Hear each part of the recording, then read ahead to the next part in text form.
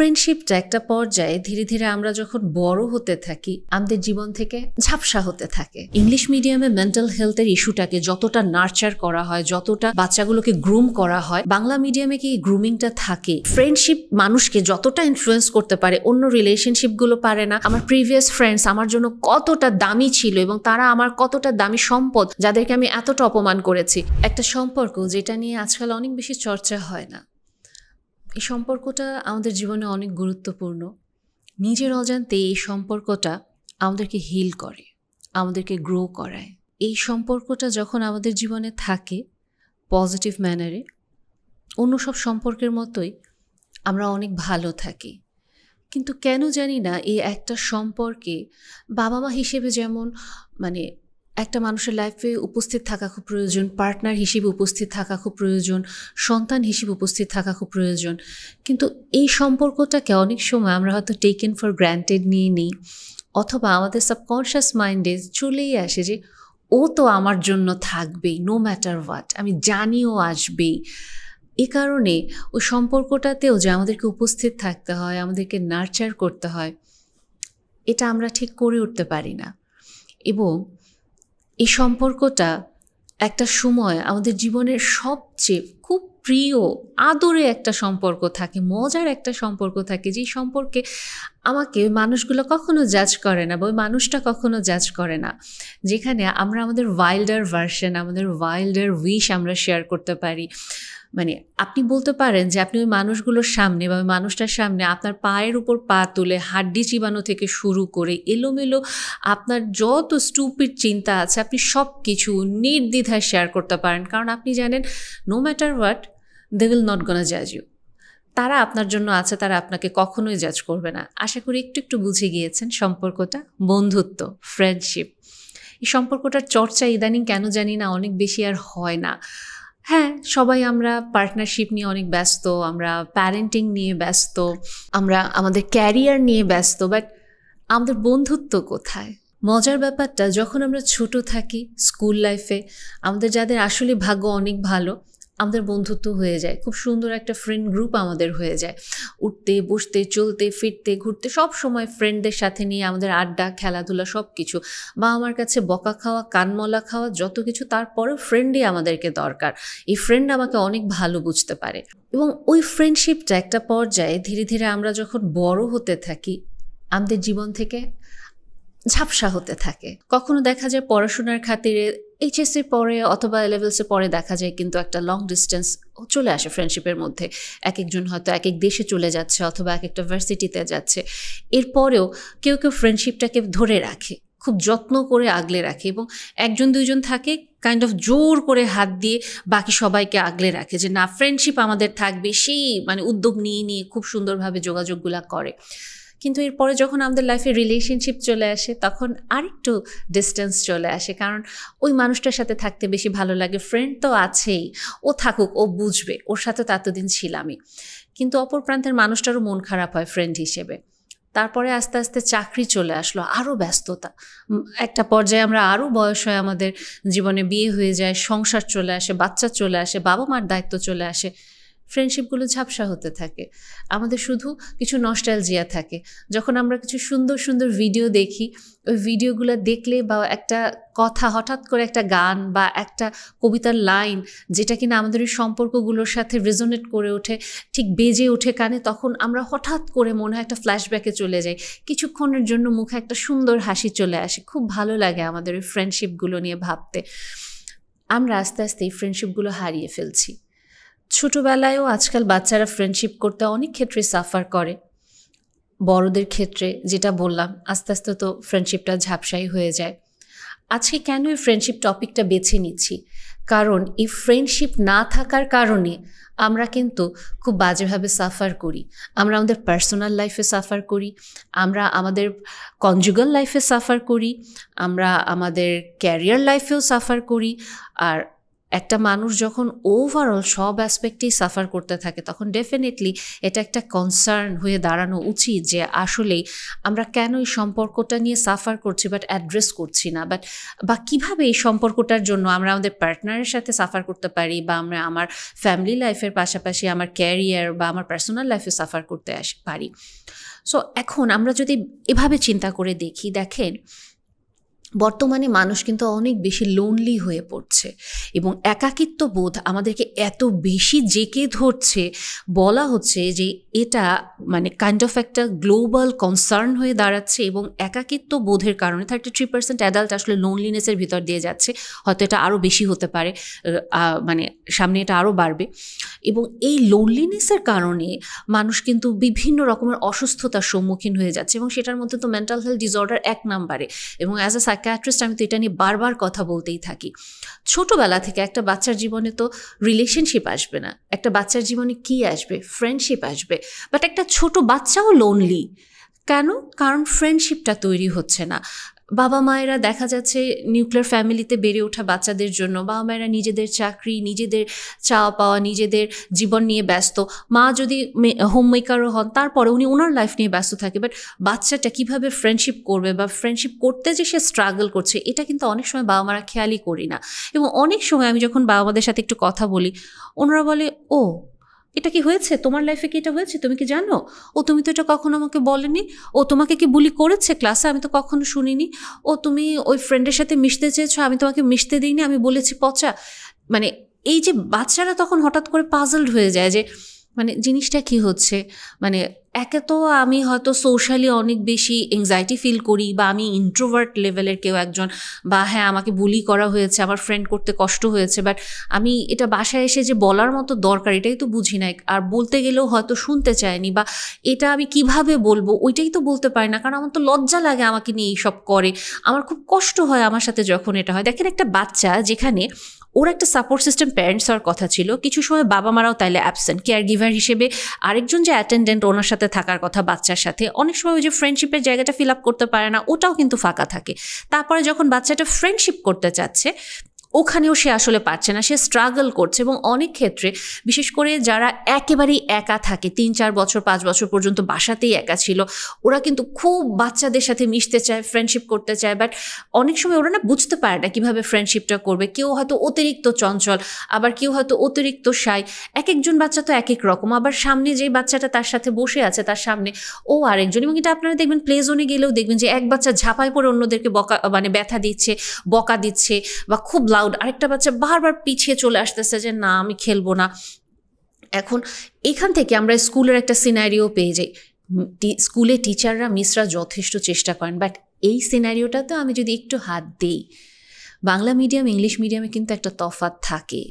এখানে ইংলিশ মিডিয়ামে মেন্টাল হেলথের ইস্যুটাকে যতটা নার্চার করা হয়, যতটা বাচ্চাগুলোকে গ্রুম করা হয়, বাংলা মিডিয়ামে কি গ্রুমিংটা থাকে? আমি এখানে কোনো কন্ট্রোভার্সি বা কোনো কোয়েশ্চেন অ্যারাইজ করছি না, বাট এটা একটা ফ্যাক্ট। এবং অনেক ক্ষেত্রে বাংলা মিডিয়ামে জিনিসটা হ্যাঁ অ্যাজ ইউজুয়াল এটা চলে যাবে, হয়ে যাবে জিনিসটা। এবং খুব স্বনামধন্য স্কুলগুলোতেও আমি কিন্তু বুলিংয়ের হিস্ট্রি পাই, সেটা ইংলিশ মিডিয়াম বাংলা মিডিয়াম যে মিডিয়ামই হোক না কেন। এবং বাচ্চাটা কি হলো, যখন ওর ফ্রেন্ডশিপটা ওর লোনলিনেসকে বিট করার খুব ভালো একটা সাপোর্ট সিস্টেম হতে পারতো, ওখানেই কিন্তু সে আসলে ওই সাপোর্টটা পাচ্ছে না, গ্রুমিংটা সে হতে পারছে না। এবং পাশাপাশি আমরা কি করছি, ওই বাচ্চাটা যখন স্কুল লাইফে একেবারে বিগিনিং ফেজেই ফ্রেন্ড করতে পারলো না, ও বাসায় ফিরলো, ও আস্তে আস্তে বাসায় ওর নিজের একটা জগৎ করা শুরু করলো। ভাই বোন যদি থাকে ভালো, ভাই বোনের সাথে যদি সম্পর্কটা ভালো থাকে, ওখানেও যদি সে কানেকশন ডেভেলপ করতে পারে কাজিনদের সাথে, ওটাও ভালো। ফ্রেন্ডশিপের মতোই একটা রিলেশনশিপ তাকে একটু হলেও সাপোর্ট দিবে। বাট ওই বাচ্চাটা যদি একা থাকে, তার কাজিনরা তার ভাই বোনরা অনেক অনেক বড় থাকে, এরকম আজকাল থাকে 7-8 বছরের গ্যাপ থাকে ভাই বোনদের মধ্যে, ফ্রেন্ড হতে পারে না, খুব স্বাভাবিক। তখন বাচ্চাটা কি করে, আস্তে আস্তে বাচ্চাটা নিজের মতো করে বড় হচ্ছে, স্কুলেও সে কানেক্ট করতে পারছে না, সে দেখে যে সে কাইন্ড অফ একটা আউটলায়ার, মানে এবং কন্টিনিউয়াস লেফট আউট ফিল করছে। তারপরে তার একটা আফসোস লাগে যে কি সুন্দর সবাই মিলে ফ্রেন্ড হচ্ছে। এই যে লোনলিনেস বাচ্চাটাকে আস্তে আস্তে একটা ডিপ্রেশনের দিকে নিয়ে যায়, তার সোশ্যাল এংজাইটি ডেভেলপ করে, তার বডি ইমেজ ইস্যু ডেভেলপ করে, বাচ্চাটা আস্তে আস্তে করে অ্যাডিকশনের দিকে চলে যেতে থাকে, যেটা আমরা খেয়ালও করি না। কিন্তু এটার তুলনায় যে বাচ্চাগুলোর আসলে একটা খুব সুন্দর ফ্রেন্ড সার্কেল, ওরা কি করছে? ওরা প্রাণবন্ত হয়ে খেলছে, ওরা একজন আরেকজনের সাপোর্ট সিস্টেম হয়ে দাঁড়াচ্ছে। এবং অনেক সময় যেটা দেখা যায়, এই যে এক ফ্রেন্ড আরেক ফ্রেন্ডের জন্য দাঁড়িয়ে বলল যে আমি আমার ফ্রেন্ডের সাথে তুমি এরকম কথা বলবে না, এবং এই জিনিসটা কি ওর ভিতরে অনেকগুলো জিনিস তৈরি হচ্ছে, ইমোশন। সে তার ফ্রেন্ডকে প্রোটেক্ট করতে পারছে, সে তার কাইন্ডনেস শো করছে, সে হেল্প অফার করছে। আপনি দেখেন এরকম করে হিসেব করতে গেলে এক ফ্রেন্ডশিপের থ্রুতে তার ভিতরে কতগুলো ইমোশন, কতগুলো ক্যারেক্টার তৈরি হয়ে যাচ্ছে এবং কতগুলো পজিটিভ কম্পোনেন্ট এই বাচ্চাটার ভিতরে তৈরি হচ্ছে। এবং অনেক সময় এটা তো সত্যি কথা যে ফ্রেন্ডশিপ মানুষকে যতটা ইনফ্লুয়েন্স করতে পারে অন্য রিলেশনশিপগুলো পারে না। এ কারণেই আমরা তো অনবরত বলতে থাকি না যে একটা মানুষ কেমন, এটা বোঝার জন্য ওর আশেপাশের ফ্রেন্ডদেরকে দেখেন। কারণ ওই আশেপাশের ফ্রেন্ডদের ভিতরে যদি 10 জন ফ্রেন্ডের ভিতরে 9 জনই যদি খুব স্টুপিড হয়, 10 নাম্বার জন আসলে কেমন হবে? 9 জনের যদি অনেক বেশি কাইন্ড হয়, আন্ডারস্ট্যান্ডিং হয়, খুব বেশি পজিটিভ এনার্জিতে থাকে, 10 নাম্বার যে ব্যক্তিটা থাকবে সে আসলে কেমন হবে? এটা তো বোঝাই যায়। এই কারণেই ফ্রেন্ড চুজিংয়ের ক্ষেত্রে আমরা বাবা মায়েরা অনেক সময় খুব পিকি হয়ে যাই। আমরা অনবরত বাচ্চাদেরকে না গাইড করতে থাকি, তুমি ওর সাথে মিশবা না, তুমি ওর সাথে মিশবা, তুমি ওর সাথে এই কথা বলবা না, তুমি ওর সাথে না মিশে তুমি ওই ফ্রেন্ডটার সাথে মিশো, দেখো তোমার মিশতে ওর সাথে ভালো লাগে কিন্তু ও তো ভালো স্টুডেন্ট না, তুমি ভালো স্টুডেন্টের সাথে মিশো, তাহলে তোমার রেজাল্ট ভালো হবে। আচ্ছা, এখন আমি যদি এখান থেকে আরেকটা প্রশ্ন করি, ফ্রেন্ডশিপ কি এভাবে যাচাই করে হয়, এত কিছু চিন্তা করে যে ও ভালো স্টুডেন্ট, আমি ওর সাথে বসবো, ওর সাথে ফ্রেন্ড হব? বিলিভ মি, আমাদের সময়ও আমাদের ফ্রেন্ডদের ভিতরে এরকম দেখেছি যেখানে প্যারেন্টসরা গাইড করতো, ও ভালো স্টুডেন্ট, তুমি ওর সাথে বসবা। স্কুল লাইফের ভালো স্টুডেন্ট মানেই কি সে লাইফে ক্যারিয়ারে ভালো হবে, তার মোরাল ভ্যালিউস ভালো থাকবে, সে ভালো ফ্রেন্ড হতে পারবে? আমাদের বাবা মায়ের চিন্তাটা এরকম কেন থাকে? কেন আমরা এইভাবে চিন্তা করি না যে ও একজন ভালো মানুষ, তোমার ওর সাথে মিশে ভালো লাগছে, তুমি ওর সাথে মিশো? অথবা আমরা কেন এইভাবে চিন্তা করি না যে দেখো তুমি ওর সাথে মিশছো, তোমার ওকে ভালো লাগছে, কিন্তু ওর ভিতরে কিছু কোয়ালিটিস আছে যেটা তোমার জন্য হয়তো বিপজ্জনক হবে, এবং তুমি সবসময় একটা মানুষের জন্য রিহ্যাবিলিটেশন সেন্টার হতে পারবে না, তুমি পারবে না একটা মানুষের লাইফ পুরোপুরি বদলে দিতে। কিছু সময় তোমার নিজের ভালোর জন্য পজিটিভ এনার্জির দরকার হবে, তুমি সবসময় পজিটিভ এনার্জির সোর্স হতে পারবে না। সো তুমি ফ্রেন্ডশিপ করো, কিন্তু ওয়াইজলি করো, চুজ করো বুদ্ধি খাটিয়ে। এবং ফ্রেন্ডশিপ তৈরির ক্ষেত্রে এই জিনিসটা তুমি মাথায় রাখো, তুমি আরেকটা মানুষকে সাহায্য করবে ঠিক আছে, কিন্তু তুমি কার কাছে হেল্প সিক করতে পারো? খুব ইম্পর্টেন্ট একটা লাইনে আস্তে আস্তে আমরা চলে যাচ্ছি, একটা ইম্পর্টেন্ট একটা পয়েন্টে, যে ফ্রেন্ডশিপ আসলে আমরা কাদের সাথে করছি। আমরা হয়তো ছোটোবেলায় না বুঝে ফ্রেন্ড হয়ে গিয়েছি, কিন্তু আস্তে আস্তে করে ফ্রেন্ডশিপ কিন্তু আমরা তাদের সাথেই কন্টিনিউ করি যাদের কাছে আমরা হেল্প সিক করতে পারি, যাদেরকে ওই যে শুরুতে বলছিলাম যে আমার কোনো ভয় লাগে না তারা আমাকে জাজ করবে কিনা, আমি কখনো হেজিটেট করি না তাদের সামনে জোরে হাড্ডি চিবায় খেতে বা শব্দ করে খেতে। ডেফিনেটলি আমি নর্মাল ম্যানার মেনটেন করবো, বাট তারপরও ফ্রেন্ড তো ফ্রেন্ডই, আমি আমার ইচ্ছা মতো আমার পছন্দের স্টুপিড উইয়ার্ড ইচ্ছাগুলা বলবো, যেখানে সবাই বলবে এইরকম বোকার মতো কোয়েশ্চেন করে কেন। আমার ফ্রেন্ডরাও আমাকে মাঝে মাঝে দুষ্টুমি করে বলবে যে তুই এরকম কেন, বাট স্টিল আমি ওদের সাথে সেফলি বলতে পারি যে আমার এগুলো উদ্ভট চিন্তা মাথায় আসে। এবং দেখেন, আপনার যখন সবচেয়ে লো ফেজ, আপনি ওই সময় কি কখনো দূরের মানুষের কাছে যান, নাকি আপনি ওই সময়টাতে এমন কারো কাছে যান নাকি আপনি খুব কাছের ভাবেন, যার কাছে আপনি 100 বার বলতে পারবেন আমার কিছু ভালো লাগতেছে না, আমি কী করবো রে বল না, আল্লাহ আমি তো আজকে হোমওয়ার্ক আনি নাই, আব্বা আম্মা আজকে বকা দিবে, আমি কি করব। ইভেন আপনি দেখেন আপনি রিলেশনশিপে আছেন, বাট স্টিল আপনি মানুষটাকে ভালোবাসেন, সম্মান করেন, এরপরেও হয়তো কিছু একটা জিনিস নিয়ে একটু আপনার মন মতো হচ্ছে না, আপনি হেলদি ওয়েতে, পজিটিভ ওয়েতে আপনি অ্যাটলিস্ট আপনার ফ্রেন্ডকে এসে বলতে পারবেন যে আজকে না এরকম হয়েছে, আমি স্টুপিডের মতো এই কাজটা করছি জানিস, বা ও আমার সাথে আজকে এই কাজটা করছে। কিছুক্ষণ হয়তো আপনি বললেন, তারপরে আপনার মনটা কিন্তু হালকা হয়ে যাচ্ছে, আপনি অনেক রিল্যাক্স ফিল করতেছেন, ইচ্ছা মতো তখন ফ্রেন্ডের সাথে সময় কাটালেন, একটু হাসলেন, একটু কাঁদলেন, একটু ঘুরে বেড়ালেন, খাওয়া দাওয়া করলেন, যেটাই করেন না কেন, তারপর আপনি কিন্তু দেখেন মনটা হালকা হয়ে গেল। সো এই জিনিসটাই তো ছোটোবেলায়ও এটাই হয়, বড়োবেলায় না হয় সম্পর্কটাকে এভাবে অ্যানালাইসিস করছি, কিন্তু ছোটোবেলায় দেখেন আমার তো মনে পড়ে আমার ফ্রেন্ডশিপগুলো এভাবেই হয়েছে, যাদের সাথে আমি কানেক্ট করতে পেরেছি, যাদের সাথে আমি চাইতে পেরেছি। কখনো তো এভাবে করেও হয়েছে, তুমি আমার বন্ধু হবা, আরেকজন বলেছে না বন্ধু হব না, আরেকজন বলেছে আচ্ছা আমি চিন্তা করে দেখব।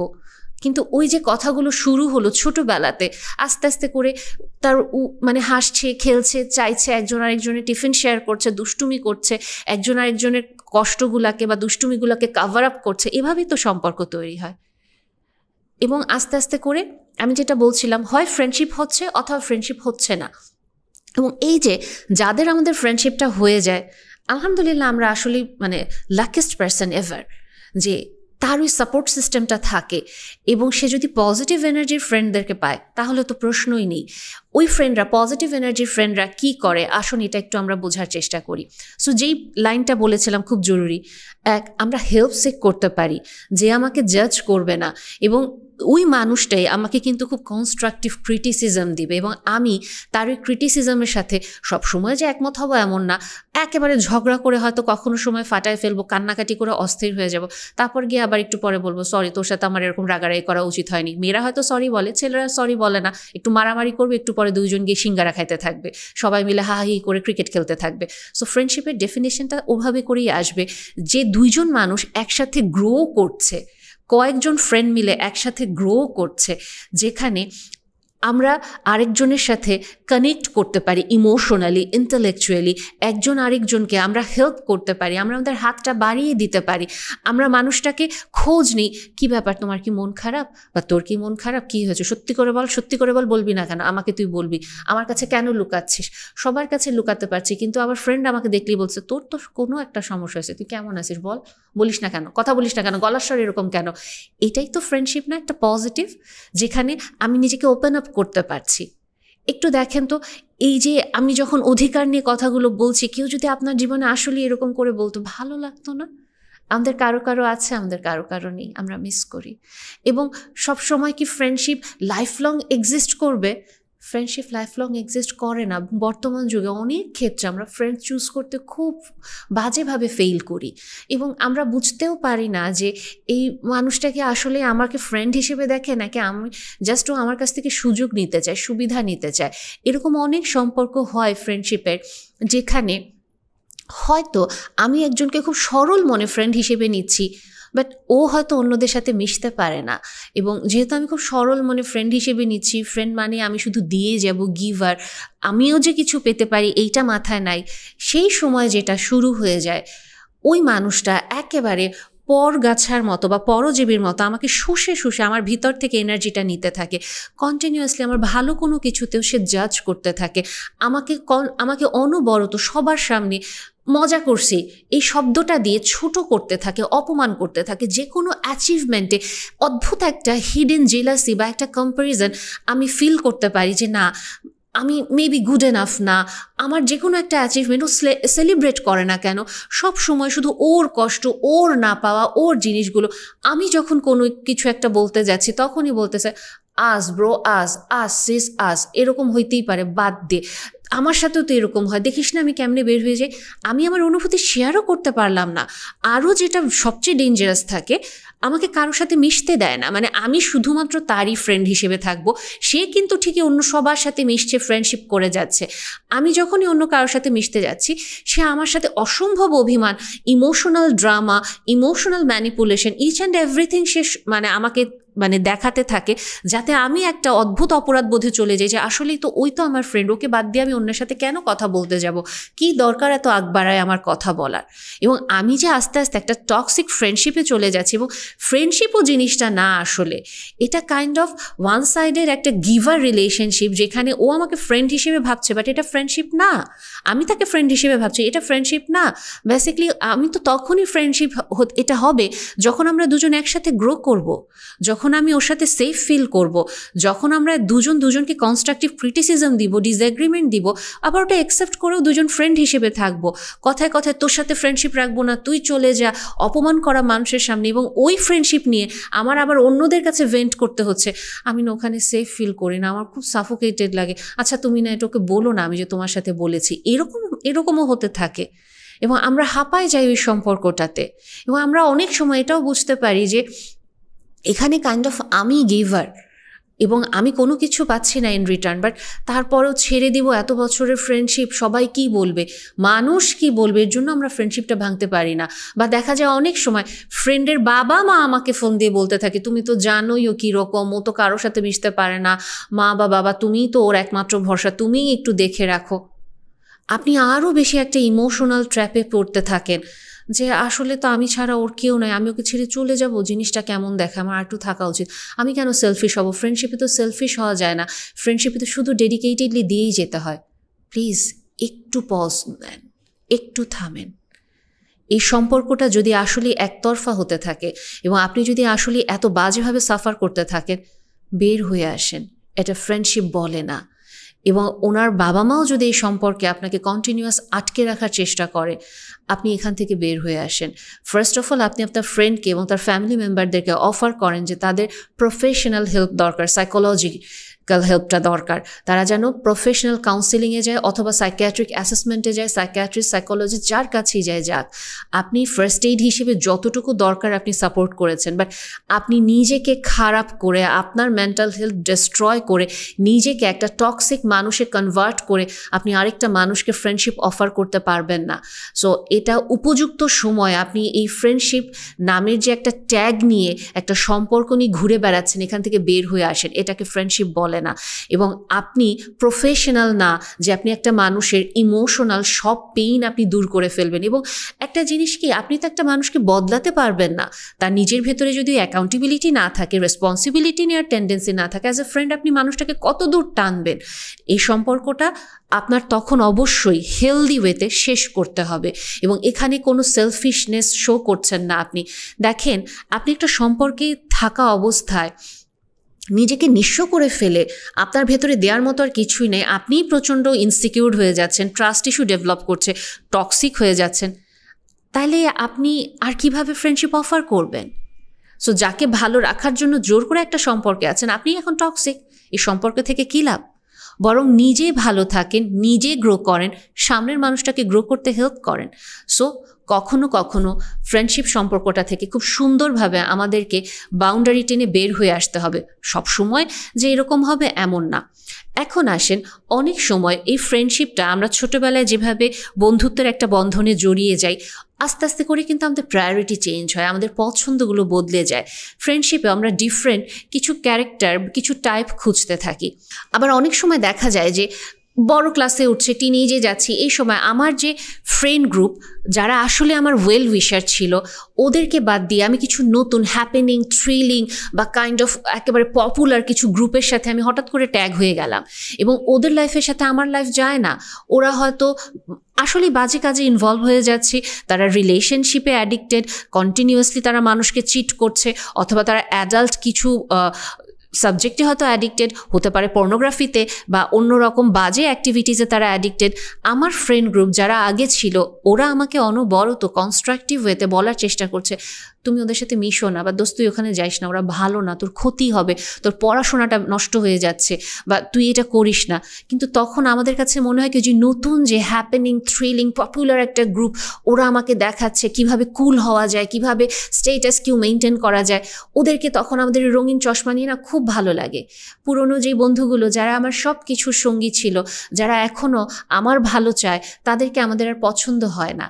ওই যে কখনো কখনো অধপতন হয়ে যায় আমাদের নিজেদের। এবং একটা পর্যায়ে যে প্রায়োরিটি চেঞ্জ বলে আমরা বলি কি, তোদের সাথে আমার আর মিশতেছে না, তোরা অতিরিক্ত জাজ করিস আমাকে, তোরা আমাকে বুঝিস না, তোদের সাথে আর মিশবো না। এবং আমরা একটা সময় ওই সুন্দর সম্পর্কটা ভেঙে নতুন একটা লোভাতুর দৃষ্টিতে একটা আনহেলদি ফ্রেন্ডশিপ সার্কেলের ভিতরে চলে যাই। এবং আলটিমেটলি আমরা সাফার করি, খুব ব্রুটালি সাফার করি, কারণ আমার কোর আসলে ওদের সাথে মিলতে পারে না। আমি ট্রাই করি ওদের মতো হওয়ার জন্য, একটা পর্যায়ে আমি ফিল করি আমার প্রিভিয়াস ফ্রেন্ডস আমার জন্য কতটা দামি ছিল এবং তারা আমার কতটা দামি সম্পদ, যাদেরকে আমি এতটা অপমান করেছি।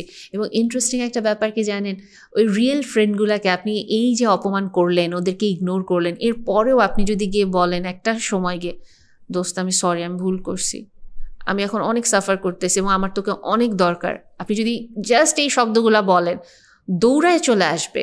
মানে এত নির্লজ্জ থাকে ওই ফ্রেন্ডগুলো, যে তোর কী হয়েছে, তুই শুধু বল আমাকে, আমি তোর জন্য সব করে ফেলবো, আকাশ বাতাস এক করে ফেলবো, কী হয়েছে তুই বল, কে তোরে কি বলছে। সো এই ফ্রেন্ডশিপটা খুব ইম্পর্টেন্ট, যে অনেক সময় আমরা ওই সুন্দর সম্পর্কটাকে নতুন একটা সম্পর্কের হাতছানিতে তুচ্ছ করে ফেলি, ভেঙে ফেলি। এবং ডেফিনেটলি অ্যাডিকশন কখনো আমাদের লাইফে ভালো কিছু আনে না। এবং যখন আমরা ওই যে জাস্ট স্টেটাস মেনটেনের জন্য সম্পর্কগুলোতে যাই, আমরা সাফার করতে থাকি। কাজেই যদি আপনি মনে করেন আপনার ফ্রেন্ডশিপের প্রায়োরিটি চেঞ্জ হচ্ছে, আপনি একটু ঠান্ডা মাথায় অ্যানালাইসিস করেন নিজের সাথে নিজে, যে আমার কি এটা পজিটিভ ওয়েতে প্রায়োরিটিটা চেঞ্জ হচ্ছে, আমার যে ইম্পর্টেন্স চেঞ্জ হচ্ছে রিলেশনশিপের, এটা কি পজিটিভ, ওদের কোন জিনিসটা দেখে আমি অ্যাট্রাক্টেড হচ্ছি, আর আমার যে পুরনো ফ্রেন্ড সার্কেল ওদেরকে কেন আমি বাদ দিয়ে দিতে চাচ্ছি। এটা কি এমন আমার পুরনো ফ্রেন্ড সার্কেল আমাকে হেলদি লাইফের দিকে ডাকে, ওরা আমাকে কোনো অ্যাডভেঞ্চার, যেটা সামনের যে গ্রুপটা ওরা দেখাচ্ছে ওটা দেখায় না, এবং ওই সামনের ওই অ্যাডভেঞ্চার হয়তো 1 দিন 2 দিন মজা লাগবে কিন্তু লং রানে গিয়ে আমাকে সাফার করাবে। যদি এরকম হয়, আপনি যদি নিজে ডিসিশন নিতে না পারেন, আপনি ঠান্ডা মাথায় আপনার ফ্রেন্ডদের বাদ দিয়ে আপনি এক্সপিরিয়েন্স, যারা একটু অভিজ্ঞতা সম্পন্ন, বয়স্ক, যাদেরকে আপনি ট্রাস্ট করতে পারেন, আপনার বাবা মা হতে পারে, আপনার ভাই বোন হতে পারে, কাজিন হতে পারে, বা আপনার মামা খালা ফুপু চাচা যে কেউ হতে পারে, তাদের সাথে আপনি একটু ডিসকাস করে দেখেন না তারা কি বলে।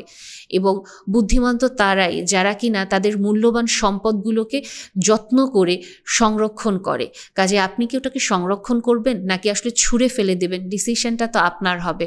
এবং এখানে আরেকটা জিনিস দেখেন, আমি এতক্ষণ ধরে আমরা বিভিন্ন বিষয় তো ডিসকাস করলাম যে ফ্রেন্ডশিপটা কখন ভালো হচ্ছে বা কখন এটা টক্সিক লেভেলে চলে যাচ্ছে, কখন আমাদের প্রায়োরিটি চেঞ্জ করতে গিয়ে আমরা পজিটিভ ফ্রেন্ড সার্কেল ভেঙে খারাপ জায়গায় যাচ্ছি। আবার আমরা এটাও বলেছি আরেকটা গ্রুপ থাকে যাদের ফ্রেন্ডশিপ হয় না, তারা কি পরিমাণ লোনলি হয়ে যায়, সাফার করে। এবং এই যে এটাতেই বিভিন্ন রিসার্চ থেকেও দেখা যাচ্ছে যে যখন একটা কমিউনিটিতে মানুষ প্রচণ্ড একা হয়ে যায় তখন কিন্তু তার অ্যাডিকশন ডেভেলপ করে। কিন্তু ওই মানুষটাই যদি সব সময় একটা পজিটিভ সার্কেল দিয়ে ঘেরা থাকে তখন কিন্তু তার এই অ্যাডিকশনটা ডেভেলপ হয় না। তাহলে যারা লোনলি তারা ফ্রেন্ডশিপটা কিভাবে করতে পারবেন? অ্যাডাল্ট এইজে আমরা অনেক সময় বলে থাকি ফ্রেন্ডশিপ করাটা খুবই টাফ, কারণ সবাই খুব ব্যস্ত, এটা হয়ে ওঠে না। বাট ফ্রেন্ডশিপ না যে কোনো বয়সে হয়ে যেতে পারে। ফ্রেন্ডশিপ কখনো আপনার ছোট এজ গ্রুপের সাথে হতে পারে, ফ্রেন্ডশিপ কখনো আপনার চেয়ে অনেক বড় এজ গ্রুপের সাথে হতে পারে, সমমনা মানুষদের সাথে হতে পারে, সেম ইন্টারেস্টের মানুষদের সাথে হতে পারে। আপনার প্ল্যান্টিং ভালো লাগে, আরেকটা মানুষের প্ল্যান্টিং ভালো লাগে, চেনেন না যায় না, ফ্রেন্ডশিপ হয়ে গেল। বা আপনার ম্যারাথন ভালো লাগছে, ওখানে আপনার আরেকজনের ভালো লাগছে।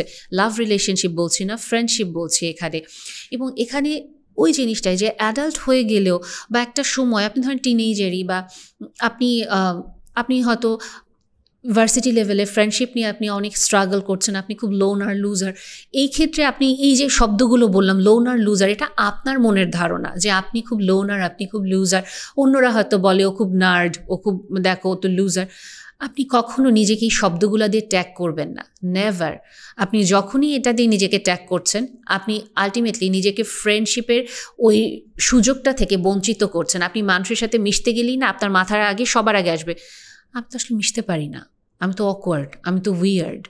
বাট আপনি যে জিনিসটা চেষ্টা করেন আপনার ইন্টারেস্টের সাথে মেলে এরকম কিছু মানুষের সাথে মেশার, অথবা ওই যে শুরুটা করেছিলাম মানুষ কার কাছে হেল্প সিক করতে পারে, এবং আপনি ওই কাজটাই শুরু করেন যে আপনি আস্তে আস্তে মানুষের সাথে কথা বলেন এবং নিজেকে ওপেন আপ করবেন, নিজের সাথে অন্যের সাথে সুন্দরভাবে কথা বলে ওই আস্থাটা দেন যে তারা আপনার কাছে হেল্প সিক করতে পারে। এবং এখানে একটা জিনিস মাথায় রাখবেন, নিজেকে নিঃস্ব করে দিয়ে হেল্প করবেন না, নিজের বাউন্ডারির ভিতরে হেলদি ওয়েতে হেল্প করবেন যে এতটুকু আমি পারবো, এতটুকুই। এবং যখন আপনি কারোর সাথে ওই যে কমফোর্ট জোন হচ্ছেন, আপনি মাঝে মাঝে তার সাথে ডিসএগ্রিমেন্টেও যাবেন। যদি দেখেন আপনার ডিসএগ্রিমেন্ট সে নিতে পারছে, দেন আস্তে আস্তে করে আপনিও নিজেকে ওই যে ওপেন আপটা করছেন, কথা বলছেন, গল্প করার চেষ্টা করছেন, আপনিও হেল্প সিক করেন।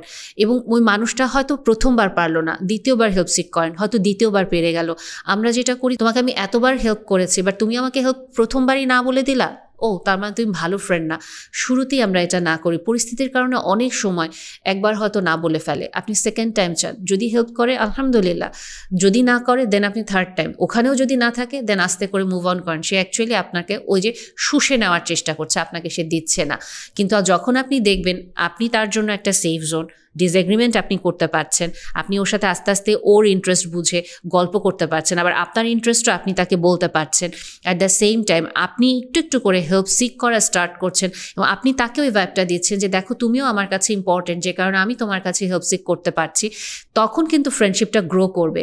আমরা যেটা করি অনেক ক্ষেত্রে, আমাদের যখন ফ্রেন্ডশিপটা তৈরি করাতে স্ট্রাগল থাকে, এক, আমরা নিজেদেরকে লেবেল করে ফেলি, দুই, আমরা আসলে কথা বলি না, ওপেন আপ করি না। যখন আপনি খুব চুপচাপ, কেমন আছো, ভালো আছি, আপনি তো আর কোনো কথা বলছেন না, সামনের মানুষটা আপনার সাথে কিভাবে কথা বলবে? এবং আপনি যদি আবার ওভার শেয়ার করে ফেলেন যে সামনের মানুষটাকে কোনো কথাই বলতে দিলেন না, সে তো একটু এত কথা বলতেছে কেন, উইয়ার্ড ফিল করবে। সো আপনাকে একটা ব্যালেন্সে থাকতে হবে, এবং আপনি যখন আপনার একটু কথা বলবেন, ওর ইন্টারেস্টে একটু শুনবেন, পরের দিনও আপনি হাসি মুখে ওকে গ্রিট করলেন, ওর গ্রিট করার জন্যই আপনি ওয়েট করলেন না, আপনি ওকে ওই কমফোর্ট জোনটা দিচ্ছেন, ও হেল্প সিক করতে পারছে, আপনি হেল্প সিক করতে পারছেন, দুজন মিলে গ্রো করছেন। এই পয়েন্টগুলো অনেক সময় মিসিং থাকে, এবং আমি কথা বলতে গেলে এটা অহরহ খেয়াল করি যে আপনি ফিল করেন আপনার ফ্রেন্ডশিপটাই, বাট আপনি কোনো স্টেপই নিচ্ছেন না ফ্রেন্ডশিপ তৈরি করার জন্য। আরেকটা জিনিস মাথায় রাখতে পারেন ফ্রেন্ডশিপ তৈরির ক্ষেত্রে, যে আমি আরেকটা মানুষকে সাহায্য করার জন্য আগাচ্ছি, আমার নিজের দরকার দেখে আমি আগাচ্ছি, এটা হলে অনেক সময় না আমরা ফ্রেন্ডশিপটা কন্টিনিউ করতে পারি না। আমরা আচ্ছা মানে কেমন সেলফিশ লাগে, বা শুধুমাত্র যে একতরফা নিয়েই যাচ্ছি। কিন্তু আমি যখন আরেকটা মানুষকে হেল্প করার জন্য আমি আরেকজনের সাথে কানেক্ট করছি, ওই মানুষটাকে জানার জন্য কানেক্ট করছি, তখনও কিন্তু সম্পর্ক খুব সুন্দরভাবে গ্রো করে। এখন আরেকটা টপিকে একটু আসি। এই যে ফ্রেন্ডশিপ হয়ে গেল, তাই না? এবং অনেক সময় যখন ফ্রেন্ডশিপ হয়ে যায় আমরা না ধরেই নিই যে ওরা তো আমার সাথে আছেই, নো ম্যাটার হোয়াট ওরা আমাকে ছেড়ে যাবে না। আস্তে আস্তে করে একটা মিটিং পড়েছে, দোস্ত তোর সাথে আজকে দেখা করতে পারবো না, দোস্ত আজকে ওই কাজ পড়ছে, জানি আমি তোকে কথা দিছিলাম আজকে আসতে পারবো না। এই যে আমরা আস্তে আস্তে সম্পর্কটাকে কি করছি, ডিলে করছি, ইগনোর করছি, আমরা ফেলে রাখছি দিনের পর দিন, আস্তে আস্তে ঝাপসা হতে থাকে। প্রত্যেকটা সম্পর্কে যেমন নার্চারিং দরকার, এই সম্পর্কটাতেও নার্চারিং দরকার। আপনার ফ্রেন্ড যদি আপনাকে এটা বলে, দোস্ত ভালো ছিলাম না, কিন্তু তোকে আমি বলতে পারিনি ভালো ছিলাম না, কেন বলতে পারিনি জানি না, বিরক্ত করতে ইচ্ছা করে নাই, আপনি কনসার্ন হন। যে আপনাকে দোস্ত বলছে, যে আপনাকে ফ্রেন্ড বলছে, সে আপনার কাছে হেল্প সিক করতে পারে নাই, কেন? আপনি তাকে সময় দেন, আপনি তাকে ওই অধিকারটা দেন যে তুমি কেন আমাকে ওই অধিকারটা থেকে বঞ্চিত করলা, যে আমি তোমার ফ্রেন্ড বাট আমি তোমার জন্য থাকতে পারলাম না, তোমার কষ্টের সময় আমি অ্যাটলিস্ট হয়তো আমি পুরাটা সময় থাকতে না পারি, আমি আধাটা ঘন্টা থাকতাম, 5টা মিনিট তোমার ওই কথাগুলো শুনতাম, 5টা মিনিটই তুমি আমার সাথে কাঁদতা বা বলতাম, আমি না পুরাটা সময় দিতে না পারি, কিছু তো আমি দিতে পারতাম। বা ওই হেজিটেশনটা ওই সম্পর্কে কেন আসলো, এটা এক্সপ্লোর করেন, এই সম্পর্কটাকে ফেলে দিয়েন না। কারণ আপনার যখন ফ্রেন্ডশিপ নাই, যেখানে আপনি নন জাজমেন্টাল ওয়েতে নিজেকে কমপ্লিটলি ওপেন আপ করতে পারছেন, আপনি আস্তে আস্তে না আপনার নিজের যে লাভ রিলেশনশিপ ওইখান থেকে তখন অনেক বেশি মানে এক্সপেক্ট করা স্টার্ট করবেন, যেটা অনেক সময় আপনার পার্টনারের জন্য ওভারওয়েলমিং হয়ে যায়। বাট আমি যেটা বললাম যে আপনি যদি আপনার ফ্রেন্ডের সাথেও হেলদি ওয়েতে আপনার রিলেশনশিপ, আপনার আব্বা আম্মার সাথে সম্পর্ক বলেন, আপনার পার্টনারের সাথে সম্পর্ক, ভাই বোনের সাথে সম্পর্ক, চাকরির কোনো একটা ফেইলিয়ার, পজিটিভ ওয়েতে একটু ভেন্ট করতে পারেন, আপনি দেখবেন অন্য সম্পর্কগুলো খুব সুন্দর চাঙা যাচ্ছে। এবং কেন যাচ্ছে জানেন না, আপনার অফিসেও আপনার খুব প্রোডাক্টিভিটি বেড়ে যাচ্ছে, কারণ আপনি জানেন যে হ্যাঁ আমার লাভ লাইফও যেমন আছে, আমার আব্বা আম্মা যেমন আছে, আমার ফ্রেন্ডদের সাথে আমি হ্যাং আউট করতে যেতে পারবো। এবং আপনি যদি আপনার পার্টনারের ফ্রেন্ডসদের ভিতরে কখনো মানে ডিস্টেন্স করতে চান, আপনার নিজের এখানে খুব সতর্ক হওয়া উচিত। কারণ আপনি যেই মুহূর্তে আপনার ভালোবাসার মানুষটাকে তার ফ্রেন্ডদের কাছ থেকে আলাদা করে ফেলবেন, আপনাকে এইটা মাথায় রাখতে হবে ওই মানুষটা কিন্তু আস্তে আস্তে নিজের কমপ্লিট এন্টিটি বা আইডেন্টিটিটা চেঞ্জ করতে থাকবে, এবং সে কিন্তু আপনার কাছে ওটা চাইবে যে আপনি কি তাকে ওই সেফ জোনটা বা স্পেসটা দিতে পারবেন নাকি। এবং যদি আপনি ওটা দিতে না পারেন, দেন আপনার সম্পর্কটা আস্তে আস্তে খুবই টক্সিক হতে পারে, অথবা যেটা হবে ডিস্ট্যান্ট হবে বা ঠান্ডা হবে। কারণ তার মাথায় ব্যাক অফ দ্য মাইন্ডে অলওয়েজ থাকবে যে তুমি আমাকে আমার ফ্রেন্ডদের কাছ থেকে আলাদা করে ফেললা, তাই না? সো এই পার্টনার হিসেবে আপনার একটা রেসপন্সিবিলিটি, আপনার পার্টনার যেন একটা হেলদি ফ্রেন্ডশিপ মেনটেন করতে পারে, এবং আপনি যেন এটা ডিস্টেন্স ক্রিয়েট না করান। এবং এখানে আরেকটা জিনিস যেটা চলে আসে এখান থেকে, যে লাভ লাইফের রিলেশনশিপে আপনি ফ্রেন্ডদেরকে অতিরিক্ত গুরুত্ব দিতে গিয়ে যেন আপনার বাবা মা, আপনার হাজব্যান্ড বা আপনার ওয়াইফ, আপনার বাচ্চা কাচ্চা, আপনার চাকরি, এটাকেও আবার অতিরিক্ত অবহেলা না করেন। যেমন ফ্রেন্ডশিপটাকেও অতিরিক্ত অবহেলা করা যাবে না, আবার ফ্রেন্ডশিপকে অতিরিক্ত গুরুত্ব দিতে গিয়ে অনেক সময় আমরা যেটা দেখি, নিজের হাজব্যান্ড বা নিজের ওয়াইফকে টাইম দেওয়ার আমাদের সময় নাই, ফ্রেন্ড ফ্রেন্ড ফ্রেন্ড করে আমরা সব সময় মেতে আছি, বাচ্চাকে সময় দেওয়ার সময় নেই, বিভিন্ন সময় ফ্রেন্ড ফ্রেন্ড ফ্রেন্ড, বা আব্বা আম্মা ডাকতেছে ওইটারও সময় নেই। এটাও করা যাবে না। প্রত্যেকটা সম্পর্ককে আপনাকে একটা হেলদি প্রায়োরিটি সেট করে দিতে হবে, এতটুকু আমি দিতে পারবো। কারণ যখনই আপনি অতিরিক্ত কোনো কিছু কনজিউম করবেন, সেটাই আপনার লাইফে পয়জন হিসেবে আসবে, সেটাই আপনার লাইফে টক্সিক হয়ে যাবে। কাজেই আপনাকে অলওয়েজ যেটা ব্যালেন্স ওয়েতে চলার চেষ্টা করা, সবসময় ব্যালেন্স আপনি করতে পারবেন না, কিছু সময় আসলে একটু এদিক ওদিক হতে পারে, কিছু সময় যদি এদিক ওদিক হয়, আপনার পার্টনার বলেন, আপনার ফ্রেন্ড বলেন, আপনার বাবা মা বলেন, ওইটা অ্যাকসেপ্ট করবে। কিন্তু আপনি যদি কন্টিনিউয়াসলি এদিক ওদিক করেন, তাহলে কিন্তু আসলে প্রত্যেকটা মানুষই আপনার কাছ থেকে আস্তে আস্তে দূরে সরতে থাকবে, কারণ আপনি তো পারছেন না। হয় আপনি অতিরিক্ত সম্পর্ককে গুরুত্ব দেন, অতিরিক্ত ফ্রেন্ডশিপকে গুরুত্ব দেন, তখন টানাপোড়েন আসবে। এবং এখান থেকে আরেকটা জিনিস চলে আসে, যেটা ছেলেমেয়েরা কি বেস্ট ফ্রেন্ড হতে পারে নাকি, এটা নিয়ে অসম্ভব তর্ক আছে, বিতর্ক আছে, অনেক কিছু আছে। এটা নিয়ে আমি আগেও কথা বলেছি। ওখান থেকে জাস্ট একটা জিনিস বলি যে দেখেন, প্রথমত একটা ছেলে আর মেয়ে কখনো বেস্ট ফ্রেন্ড হতে পারে না, এটা আসলে মানে সম্ভব না। কেন সম্ভব না? কখনো না কখনো কিছু না কিছু পর্যায়ে দুইজনের প্রতি একটা ডিপেন্ডেন্সি চলে আসে, ইমোশন, এবং যেহেতু অপোজিট জেন্ডারের একটা অ্যাট্রাকশন ওটা থাকি, হতে পারে একজনের হার্ট ব্রেক হয়েছে, বা হতে পারে একজন হয়তো বিট্রেড হয়েছে, আরেকজন বেস্ট ফ্রেন্ড হিসেবে সাপোর্ট দিয়ে যাচ্ছে, ওই বেস্ট ফ্রেন্ডের হয়তো রিলেশন আছে, এবং যখন সে আসলে একটা অপোজিট জেন্ডারকেও সাপোর্টটা দিচ্ছে, স্বাভাবিকভাবে তার লাভ লাইফের পার্টনার তো এটা ভালো লাগবে না। এবং তখন আসলেই আপনি দেখেন, একটু আগে যেটা বললাম, প্রত্যেকটা সম্পর্কের আলাদা প্রায়োরিটি আছে। আপনি যদি তখন আপনার লাভ লাইফের পার্টনারের যে প্রায়োরিটি ওটা বাদ দিয়ে আপনার ফ্রেন্ডকে বেশি প্রায়োরিটি দেন, স্বাভাবিকভাবে আপনার লাভ লাইফটা কি একটা কনস্ট্রেইনের ভিতরে যাবে না, আপনার বিয়েটা একটা কনস্ট্রেইনের ভিতরে যাবে না। এবং ডেফিনেটলি এটা তো সত্যি কথা, ফ্রেন্ডশিপ গুরুত্বপূর্ণ, বাট প্রায়োরিটির দিক থেকে আমরা যদি দেখি, স্পাউস বা কনজুগাল লাইফের যে রিলেশন, হাজব্যান্ড বা ওয়াইফের যে রিলেশন, ওখানে সব সম্পর্কের ভিতরে আপনার হাজব্যান্ড বা ওয়াইফের রিলেশনের গুরুত্ব, ইম্পর্টেন্স বলেন, প্রায়োরিটি বলেন, যাই বলেন, এটা সবার চেয়ে বেশি। আপনাকে ওই সম্পর্কটা ঠিক রেখে অন্যান্য সম্পর্ক মেনটেন করতে হবে। কিন্তু আপনি যখন দেখাচ্ছেন যে অপোজিট জেন্ডারের কেউ আপনার বেস্ট ফ্রেন্ড, আপনার স্ত্রী বা হাজব্যান্ড যদি ওটাতে কোনো কারণে ডিস্টার্বড ফিল করেন, আপনার অন্য কোনো ফ্রেন্ডের প্রতি ডিস্টার্ব ফিল করেন না, বাট তার হাঁচ বলে যে না, এই ফ্রেন্ডের সাথে কিছু একটা সমস্যা, আপনাকে ডেফিনেটলি একটা হেলদি ডিস্টেন্সে আসতে হবে এবং হেলদি একটা বাউন্ডারি সেট করতে হবে। এবং বেসিকলি এটা আপনার ফেলিয়ার, যে সম্পর্কটা শুরু থেকেই আপনি আপনার যে হাজব্যান্ড বা ওয়াইফ, আপনার যে লাভ পার্টনার, তাকে আপনি ওই সেফ ফিলিংটা দিতে পারেন নাই, আপনি তাকে ইনসিকিউরড করে ফেলেছেন, যে কারণে আপনার ফ্রেন্ডশিপের এই সম্পর্কটাতে একটা টানাপোড়েন আসছে। তার মানে আপনার এই ফ্রেন্ডশিপের সম্পর্কটাতে একটা কোয়েশ্চেন মার্ক চলে আসছে। এরকম অহরহ দেখি, যেখানে লাভ পার্টনার এসে বলছে আমি তো সবাইকে নিয়ে কোয়েশ্চেন করি না, আমার তো শুধু এই মানুষটাকে নিয়ে সন্দেহ হয়। এবং আলটিমেটলি ওইটাই হয়। ওখান থেকে আসলেই দেখা যায় যে বেস্ট ফ্রেন্ড আমরা নামে বলছি, কিন্তু অনেক বেশি ডিপার একটা রিলেশনে চলে যায় এবং কখনো না কখনো একটা ফল চলে আসে, পরকীয়া হয়ে যায়। এবং আপনাকে দেখেন, যেহেতু আপনার সব রিলেশনের ভিতরে আপনার কনজুগাল লাইফটাকে আপনাকে সবচেয়ে গুরুত্ব দিতে হবে, আপনি আপনার লাভ পার্টনারকে কোনোভাবে ইনসিকিউরড ফিল করিয়ে, ওনাকে আনসেফ ফিল করিয়ে আপনি আপনার ফ্রেন্ডদেরকে গুরুত্ব দিতে পারবেন না। তখন আপনাকে সুন্দরভাবে জিনিসটা ম্যানেজ করতে হবে। আপনার লাভ পার্টনার কেন এখানে আনসেফ ফিল করছে, ইনসিকিউর ফিল করছে, এইটা আপনাকে চিন্তা করে দেখতে হবে। আপনার নিজেকে তখন ওই জায়গাগুলো নিয়ে কাজ করতে হবে।